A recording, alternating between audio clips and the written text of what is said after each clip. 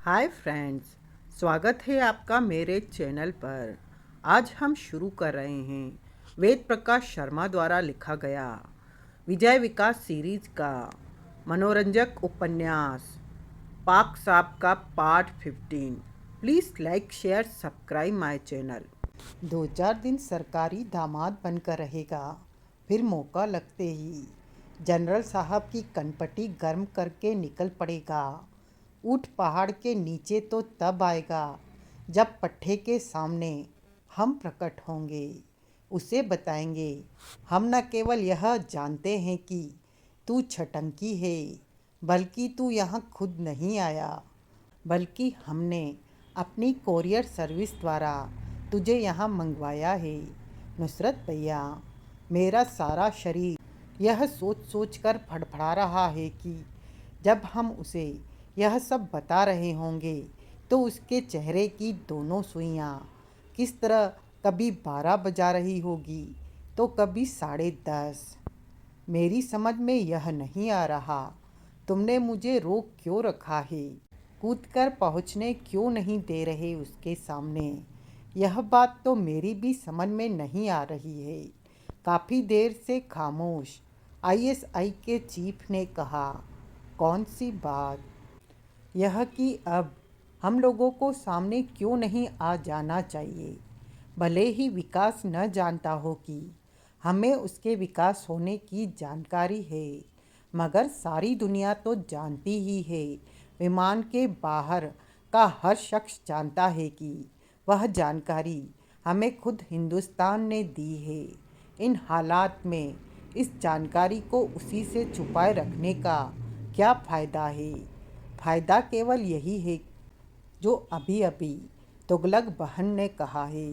हम उसके थोपड़े पर कभी 12, कभी 10:30 बजते देखना चाहते हैं। वह तभी होगा जब हकीकत का पता उसे अचानक हमारे सामने आने पर लगेगा।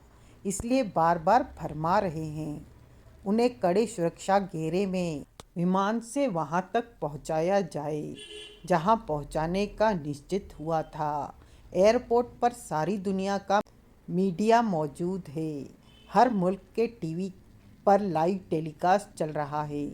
लोग केवल यह देखें कि उन्हें एयरपोर्ट से किसी अज्ञात स्थान पर ले जाया गया है। कोई भी पत्रकार या कोई भी व्यक्ति उनसे कोई बात न कर सके, अर्थात छटंकी को किसी भी तरह पता नहीं लगना चाहिए कि दुनिया को उसके छटंकी होने का पता लग गया है। अंदर खाने उनके साथ वैसा ही व्यवहार किया जाना चाहिए जैसे का आश्वासन उन्हें सुप्रीमो ने दिया था।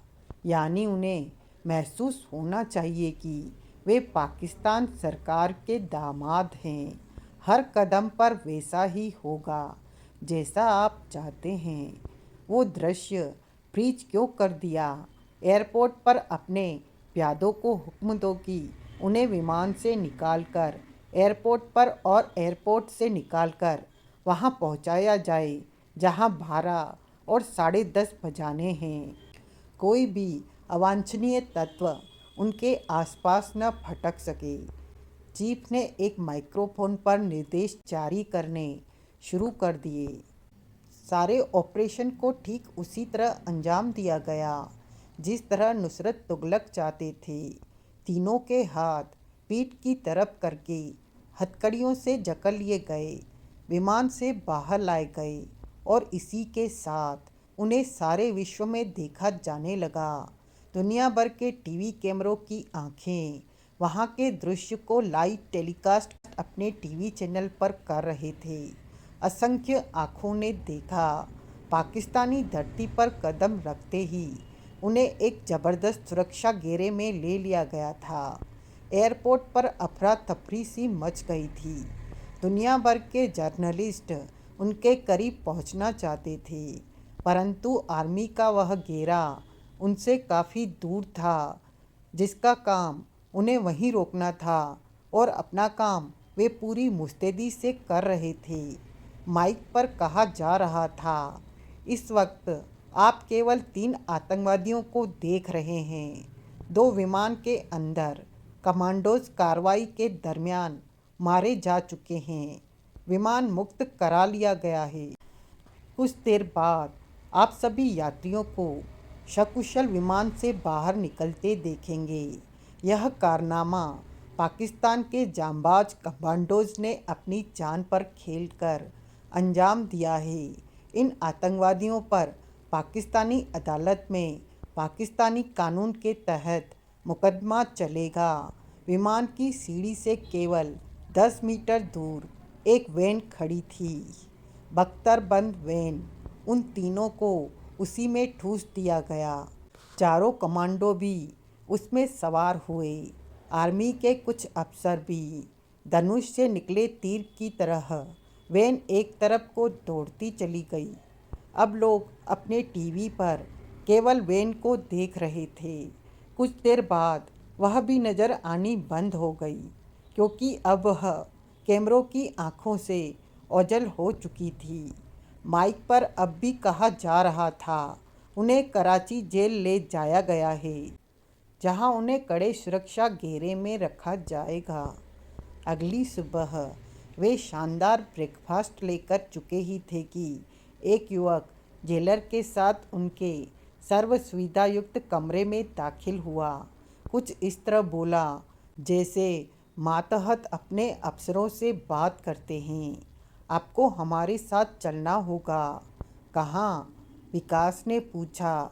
हमारे चीफ के पास, वे आपसे मिलना चाहते हैं। अंदर ही अंदर मुस्कुराया विकास। बोला, चलो हम तैयार हैं। इस प्रकार वे कमरे से बाहर निकले। जेलर जेल के मुख्य द्वार के सामने खड़ी वैन तक उनके साथ आया। विकास, लियाकत और सनवर पिछली सीट पर बैठे, युवक वर्दीवारी ड्राइवर की बगल में। वैन के काले शीशे पहले ही से चढ़े हुए थे।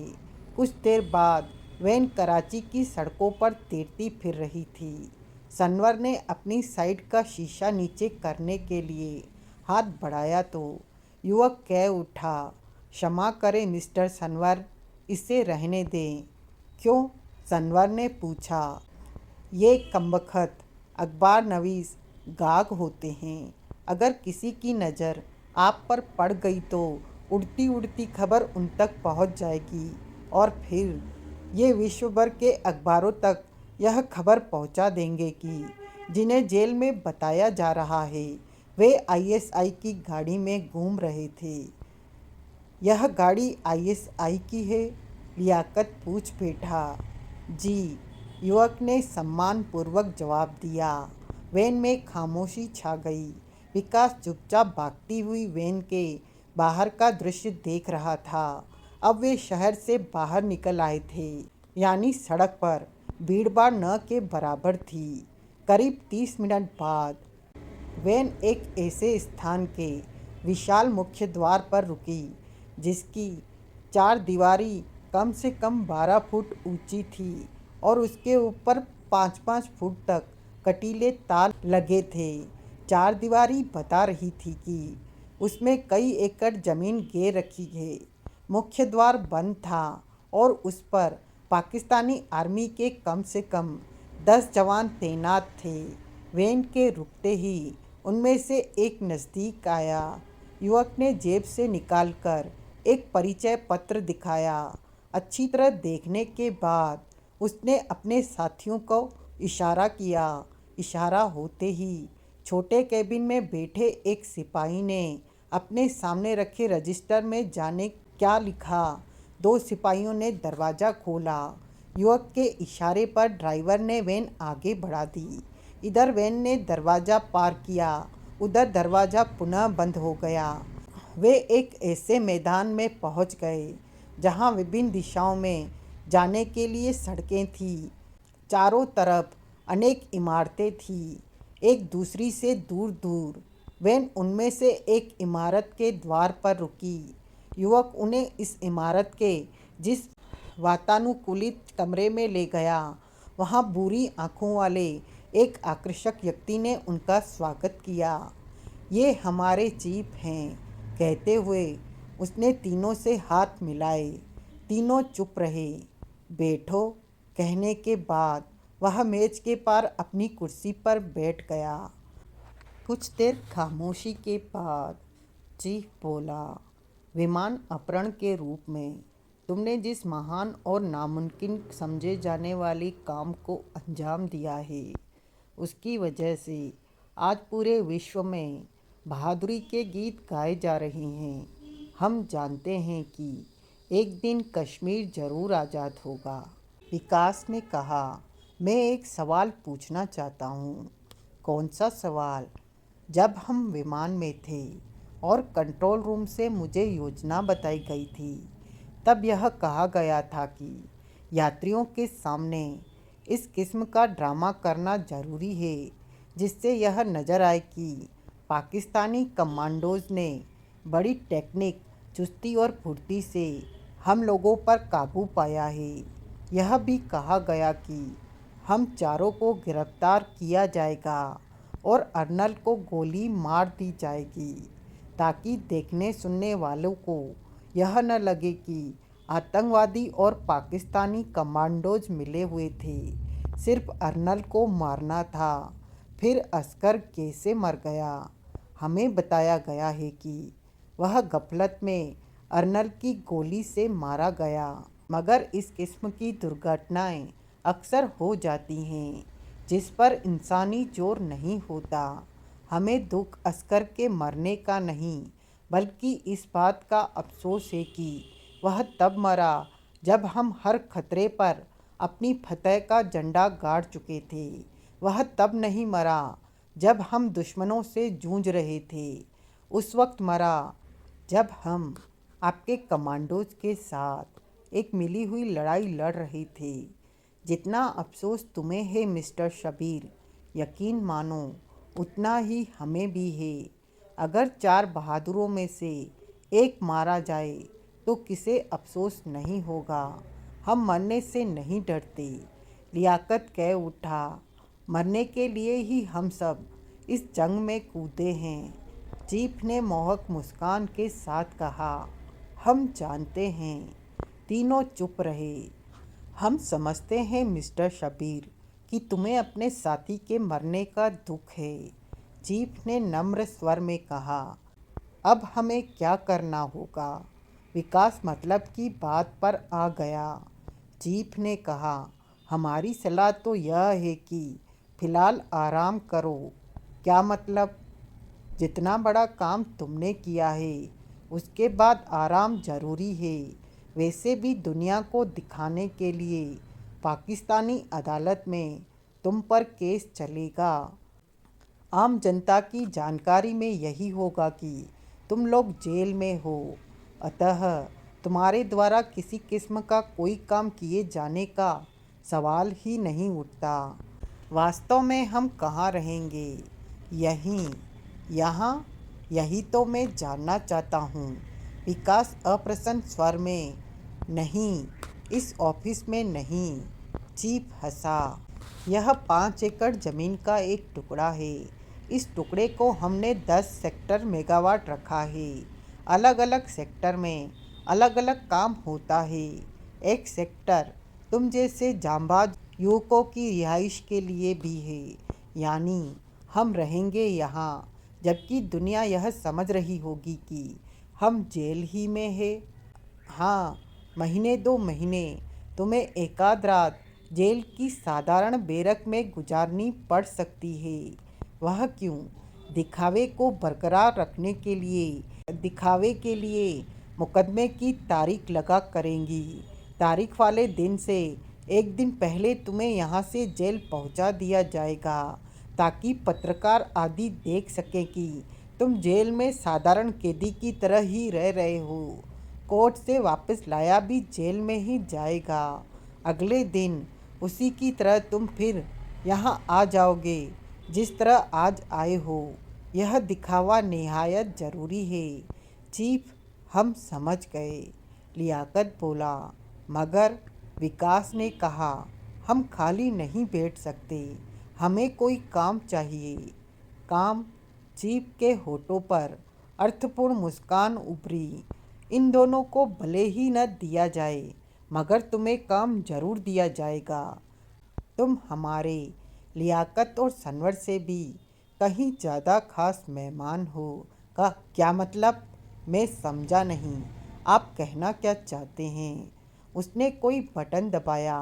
हल्की सी गड़गड़ाहट की आवाज़ ने तीनों का ध्यान अपनी ओर आकर्षित किया।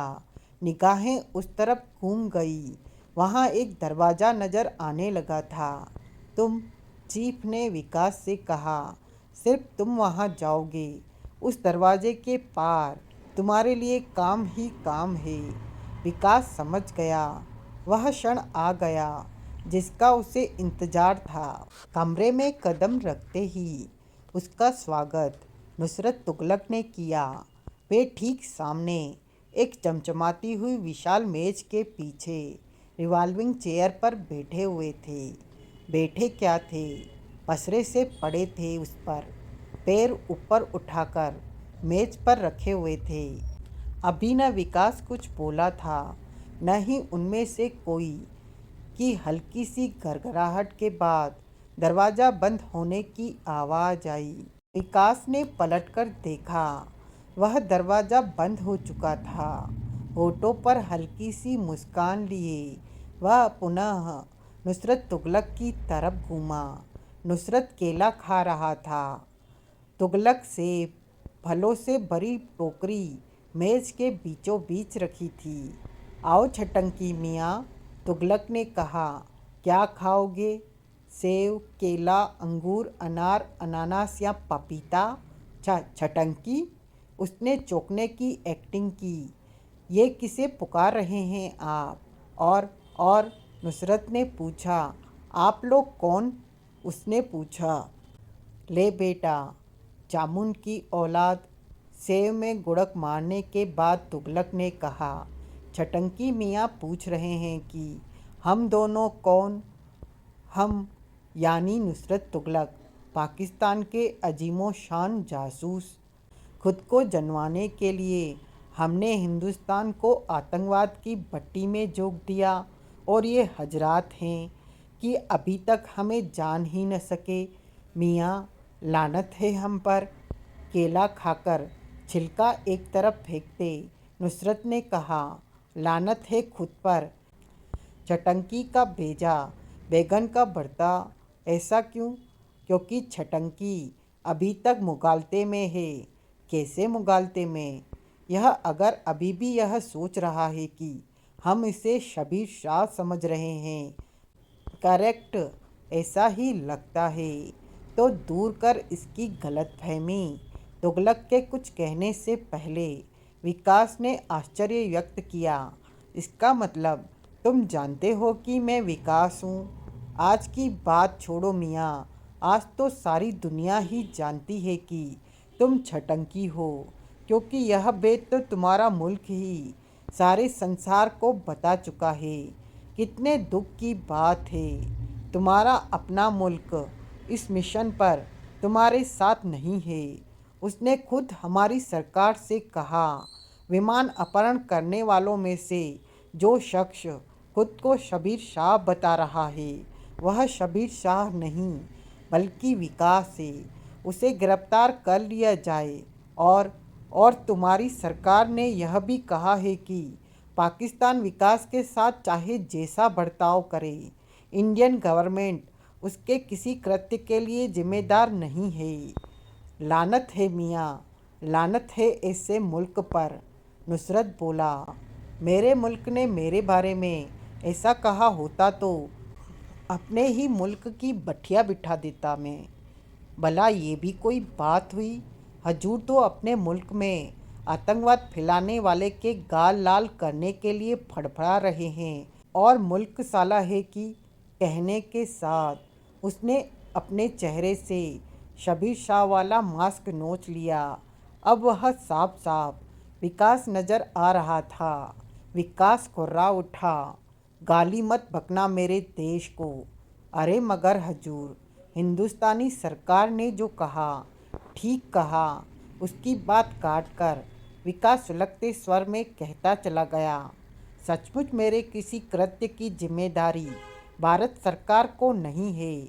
मैं जो कुछ करने निकला हूँ व्यक्तिगत स्तर पर करने निकला हूँ। विकास को शबीर शाह बनने की ज़रूरत इसलिए पड़ी क्योंकि मेरा मुल्क मेरे साथ नहीं था, मेरे गुरु मेरे साथ नहीं थे।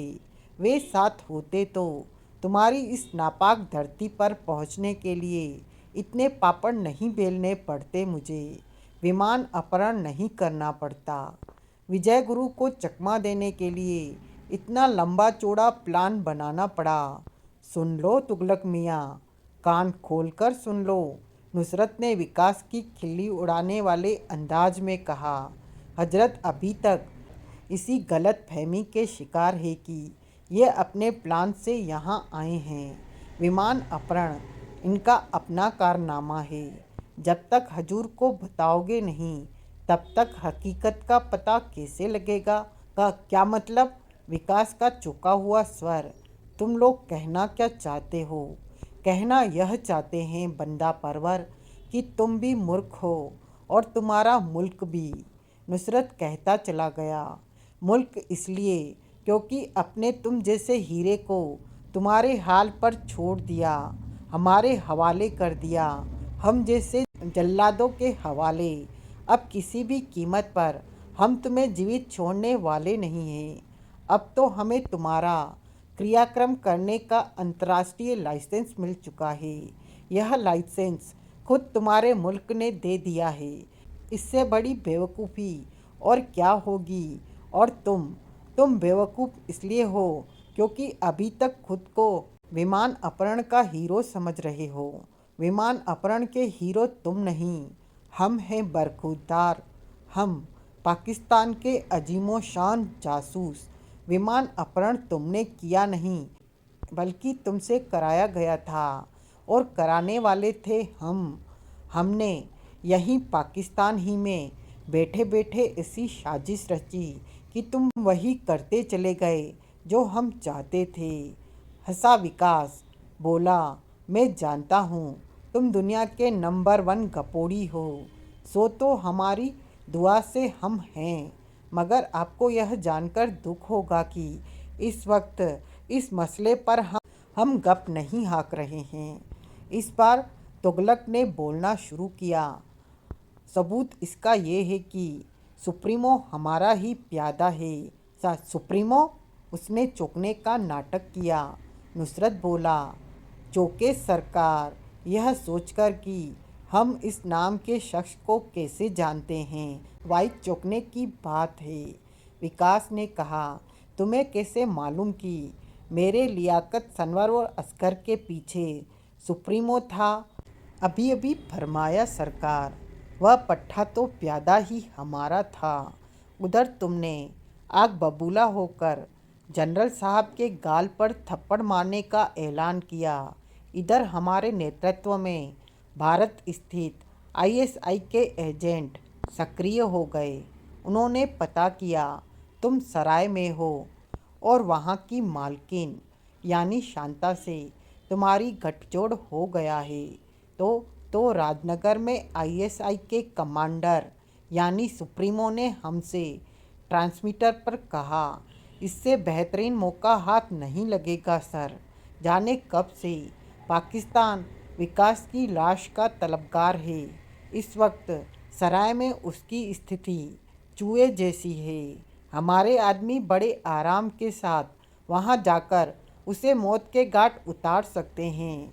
हालांकि कहा सुप्रीमो ने भले ही ठीक हो मगर उसे कसकर डांट दिया। कहा, अपने दिमाग का इस्तेमाल मत करो, केवल वह करते जाओ जो हम कहें। और कहा, हमने ये अपने 3 जांबाज अलकायदा के आतंकवादियों के रूप में सराय में भेजो और उनसे कहो सराय की मालकिन के सामने वे ऐसी बातें करें जैसे किसी विमान का अपहरण करने के तलबगार हों। ऐसा हमने इसलिए कहा था क्योंकि जानते थे इस बात का जिक्र शांता तुमसे ज़रूर करेगी और तुम जो पहले ही विजय की कड़ी पेशबंदी के कारण राजनगर से निकल नहीं पा रहे थे, तुम्हें पाकिस्तान पहुंचने का एक शानदार रास्ता नज़र आने लगेगा। वही हुआ, ठीक वही। शांता से सनवर, लियाकत और अस्कर के इरादों का पता लगते ही तुमने उन्हें ज्वाइन करने की ठान ली। ज्वाइन किया।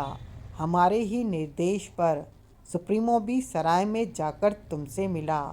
एक बार फिर उसने तुम्हें सराय में ही खत्म कर डालने का प्रस्ताव रखा। हमने फिर डांट दिया। वह बेचारा बार बार यह प्रस्ताव इसलिए रख रहा था क्योंकि सोचता था इस वक्त तो सारी कमान हाथ में है, बड़ी आसानी से विकास को खत्म किया जा सकता है। कल का क्या भरोसा, कमान अपने हाथ से निकल भी सकती है। मगर हमें पूरा यकीन था जो जाल हमने बिछाया है उसके ताने बाने किसी भी लम्हे कमान हमारे हाथ से नहीं निकलने देंगे। हमारा मकसद केवल तुम्हारा खात्मा ही नहीं था बल्कि तुम्हारे जरिए तुम्हारे मुल्क को बदनाम भी कर देना था। यह साबित करना था कि पाकिस्तान तो हिंदुस्तान में आतंकवाद फैला रहा है या नहीं, मगर एक हिंदुस्तानी पाकिस्तान में आने के लिए विमान अपहरण जैसा संगीन जुर्म कर रहा है। और देखो, हम यह बात साबित करने में कामयाब हो गए। इस कदर कामयाब हुए कि तुम्हारे मुल्क तक को तुम्हारी कृत्यों से पल्ला झाड़ना पड़ा। सोचो छटंकी मियाँ, सोचो, जितनी मदद विमान अपहरण करने में सुप्रीमो ने तुम्हारी की है वह न की होती तो क्या तुम विमान अपहरण कर पाते? नहीं ना। अब सोचो, विमान अपहरण तुमने खुद किया है या तुम्हें अपने जाल में फंसाकर हमने कराया है? कौन हुआ विमान अपहरण का असली हीरो? तुम कदम कदम पर केवल वही करने के गुनहगार हो जो हमने चाहा, और कितना शानदार चाहा था हमने। हालात देखो क्या है। सारी दुनिया के साथ साथ खुद तुम्हारा अपना मुल्क भी आज तुम्हें विमान अपहरण जैसे संगीन जुर्म का मुजरिम मानता है। सनवर, लियाकत और अस्कर को विश्व अलकायदा के आतंकवादी समझ रहा है, जबकि असल में वे आईएसआई के जासूस हैं। उनके जरिए हम संसार को यह संदेश देने में भी कामयाब हुए थे कि कश्मीर को आज़ाद कराने से पहले अलकायदा खामोश बैठने वाला नहीं है। बहरहाल, अतः कश्मीर को भारत से अलग कर देना ही तो हमारा लक्ष्य है। उधर मौजूदा हालात में अगर हम तुम्हें सरेआम फांसी पर भी लटका दें तो दुनिया में कोई पाकिस्तान को गलत कहने वाला नहीं है। सोच, खुद को दुनिया का सबसे खतरनाक लड़का समझने वाले गधे, सोच, अपनी एक ही चाल में हमने कितने शिकार कर डाले। हरामजादो, कुत्तों, वह चीख पड़ा। मैं सोच भी नहीं सकता था कि तुम यही बात तो सुनना चाहते थे। कामयाबी के नशे में चूर नुसरत कहता चला गया। यह कि नुसरत तुगलक वह कर चुके हैं जिसे तू और तेरा वह मरदूद गुरु तो क्या सारी दुनिया सोच तक नहीं सकती। दुनिया चाहती थी, पाकिस्तान के हुक्मरान भी चाहते थे कि विमान से बाहर लाते ही एयरपोर्ट पर ही तेरे चेहरे पर चढ़ा शबीर शाह वाला फेस मास्क नोच लिया जाए, ताकि दुनिया भर में चल रहे लाइव टेलीकास्ट पर उस दृश्य को देखा जा सके। मगर हमने ऐसा नहीं होने दिया। सख्त हिदायत दी थी, विकास को यह पता नहीं लगना चाहिए कि बच्चा बच्चा उसके विकास होने का भेद जान चुका है। हमारे सामने पेश होने तक वह इसी भ्रम का शिकार रहना चाहिए कि लोग उसे अभी भी शबीर शाह ही समझ रहे हैं। इसलिए तुम्हारी खातिर पाकिस्तान के दामाद की तरह की गई हर उस अक्षर को पूरा किया गया जो सुप्रीमो ने तुमसे कहा था। उसने कहा था, अगर तुम एक ज़बरदस्त कमांडो कार्रवाई के बाद विमान अपहरण करके कराची ले गए तो दुनिया की नज़र में भले ही विमान को आतंकवादियों से मुक्त किया गया साबित हो जाए, परंतु असल में वह कार्रवाई नूरा कुश्ती होगी। दामाद होंगे तुम पाकिस्तान सरकार के। तुम्हारे इस कमरे में दाखिल होने तक वही सारा ड्रामा खेला गया। सनवर, लियाकत और असगर तक को मालूम नहीं था कि तुम विकास हो। असगर बेचारा तो खैर मारा गया, परंतु लियाकत और सनवर अब भी तुम्हें शबीर शाह ही समझ रहे हैं। ये वाइक पाकिस्तान के दामाद हैं और रहेंगे। इतना लंबा ड्रामा हमने अपनी केवल एक ही हसरत पूरी करने के लिए किया, यह कि जब तुम पर यह भेद खुले कि तुम्हारे भेद से हर कोई वाकिफ़ है, तुम हमारे नुसरत तुगलक के सामने हो, ताकि तुम्हारे चेहरे पर फैले आतंक को अपनी आँखों से देख सकें। तुम्हारे चेहरे के जर्रे जर्रे पर हम अपनी कामयाबी की इबादत लिखी देखना चाहते हैं। छटंकी प्रसाद मुस्कुराया। विकास दायां हाथ एक बार फिर अपने चेहरे की तरफ बढ़ाया और अगले पल उस हाथ में विकास के चेहरे को देख उछल पड़े नुसरत तुगलक। मारे हैरत के उनका बुरा हाल हो गया। अब उसके सामने एक और चेहरा था, बिल्कुल नया चेहरा। विकास की कद काठी वाला सांवले रंग का एक आकर्षक युवक था वह जिसके होठों पर मुस्कान थी। बौखला गए नुसरत तुगलक दोनों के मुंह से एक साथ निकला, का कौन हो तुम? क्यों? उसने कहा। इतने पापड़ बेलने के बावजूद विकास के चेहरे पर आतंक देखने की हसरत पूरी नहीं हुई। चारों पैर मेज से सिमटे, दोनों रिवॉल्वर चेयर चूचा की आवाज़ के साथ चीखी चिल्लाई। फिर मेज के उस पार नुसरत तुगलक इस तरह एक साथ खड़े नजर आए जैसे एक ही रिमोट से कंट्रोल होने वाले बिजली के पुतले हों। बिजली के पुतले तो फिर भी केवल बिजली स्तर पर किसी रिमोट कंट्रोल से कंट्रोल हो सकते हैं। यहाँ तो उनके चेहरे पर उभरने वाले भाव भी एक जैसे थे।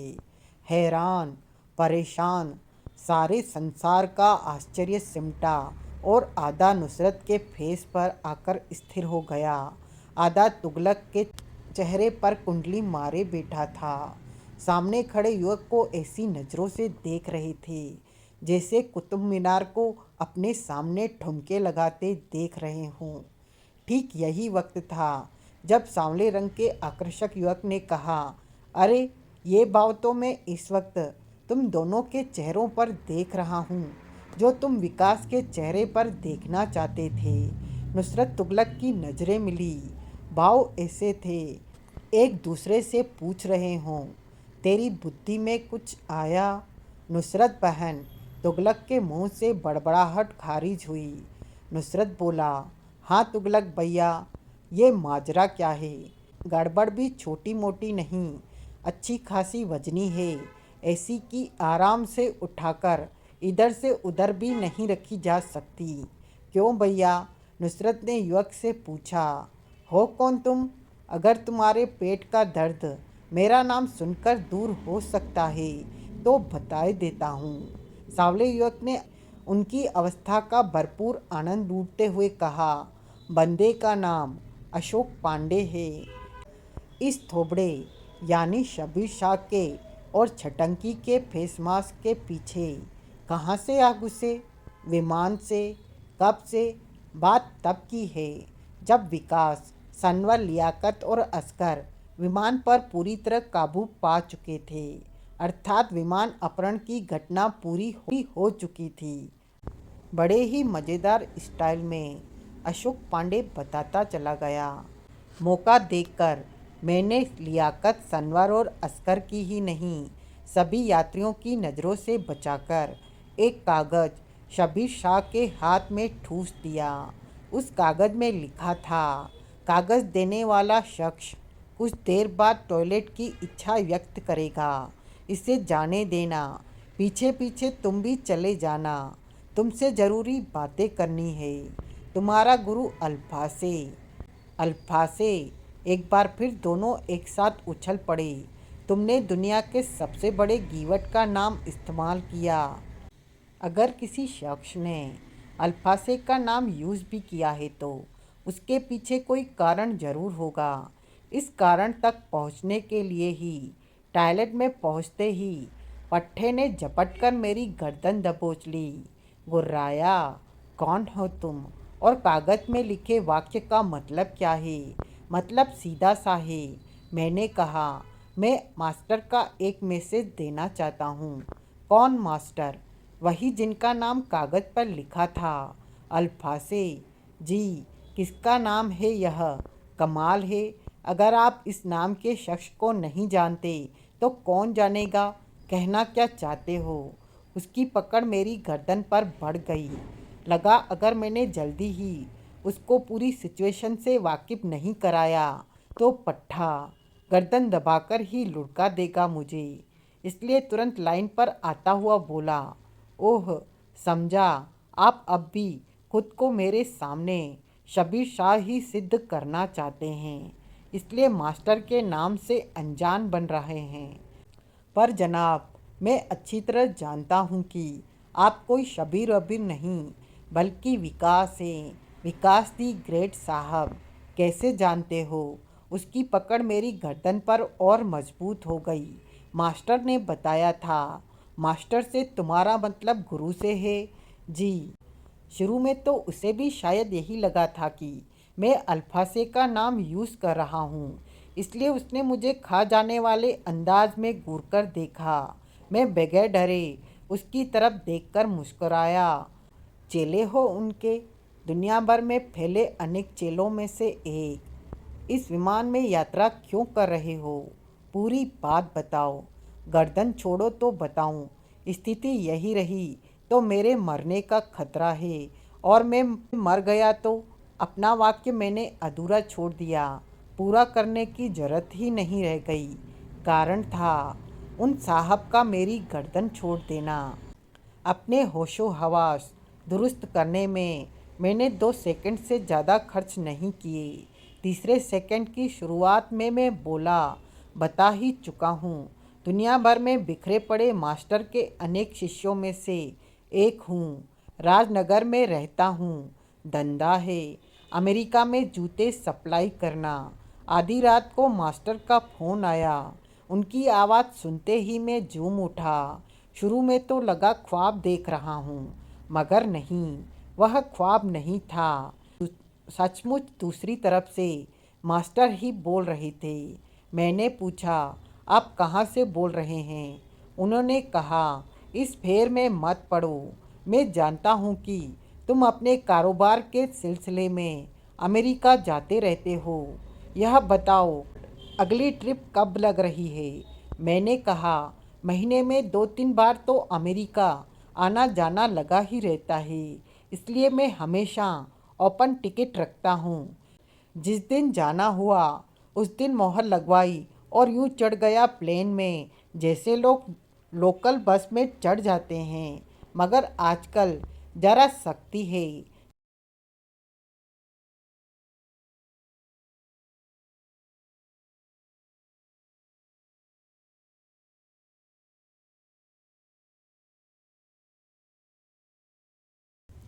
इसलिए मैं हमेशा ओपन टिकट रखता हूँ। जिस दिन जाना हुआ उस दिन मोहर लगवाई और यूं चढ़ गया प्लेन में जैसे लोग लोकल बस में चढ़ जाते हैं। मगर आजकल ज़रा सख्ती है, 24 घंटे पहले खबर करनी पड़ती है। मास्टर ने कहा, तुम्हें भी? मैं बोला, आमतौर पर तो करता हूँ, मगर आप हुक्म तो कीजिए मास्टर। इतने जुगाड़ तो रखते ही हैं आपके चेले। वैसे भी डेली पैसेंजर होने के कारण एयरपोर्ट अथॉरिटी ने काफ़ी जान पहचान हो गई है। कौन सी फ़्लाइट में किसे भेजना है? उन्होंने हुक्म दिया, सुबह 8 बजे वाली फ़्लाइट में खुद तुम्हें जाना है। बोलो, कर सकोगे जुगाड़? जा सकोगे?